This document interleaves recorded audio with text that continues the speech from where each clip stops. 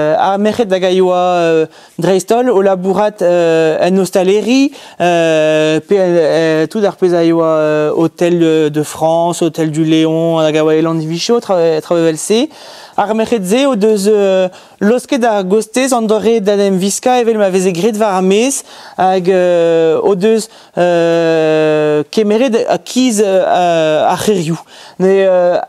Ma vez tened ar c'hwef an doareze eo d'adem viska e brochal a bez e pen kenta an ugenvet kantvet gant ae ne ket ket ni vizen met ar pez an vet chemisier hag a zo traoù brao gant bezier veskavet ur bern labour gant plegou un tammig e pepler evit just ober brao traoù hag a zo tost a walar ouz ar c'horf mestra. En tavancher, a zo un tavancher brao, d'ar vareze o ar c'hiz ober fotoioù dirag ar stalioù gant tout an dud hag a oa o labourad evit lakad ar stal da vez a varvel. Un tammig evel ar foto hag a zo adrek, hag a zo loden eus foto Hôtel du Léon, Eland Vicho, e l'er ma oa evez gwelet an nol labourerien dirag, hag ne a Vichou e o bet kountet deomp, ma ar merched hag a oa war fotoioù, evez prestet deo dei bravigou, evit ober brao war ar foto, peogwir ar pez a jom fin eo ar foto, hag evit an dud pa velen ar foto de la varet, merched Hôtel Broleon, o deus bravigou, hag med fin evit dastumet pep tra gant perc'hen an ostaleri. Ne ae an dore d'en viska un tammig giz brochal, chom ar c'hwef mestra, hag a zo atav gant rouet, met neus broderez ebet varni. Ae o c'hwef simple a walar, met a labour a zo var ar rouet. Peogwir bezeus diou doare d'ober rouet pe un doare resis a walar, karechioù ne meken, un tammig evel evit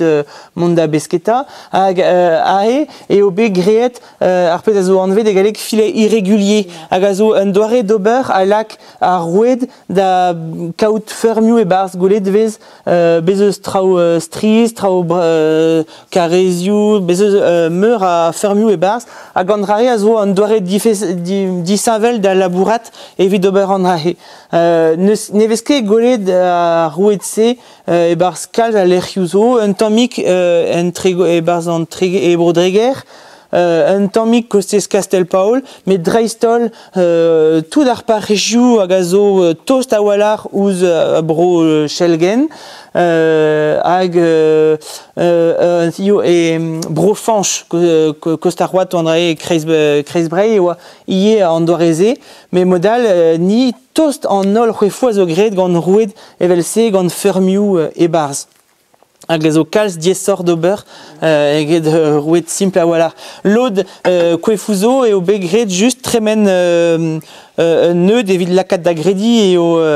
met neus ket e pepler. Just levit lakad da gredi ez eus eo rouet un tammig brao. Kez hag ar an brao ya bellerinen. Ya, an dra zo gret gant krochet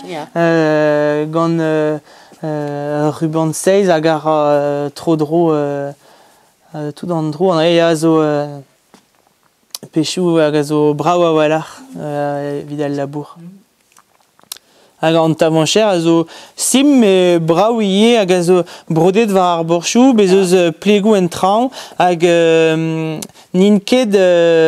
amidone e galek me kentor un tammig amidone a zo vraiment kalet a zo juste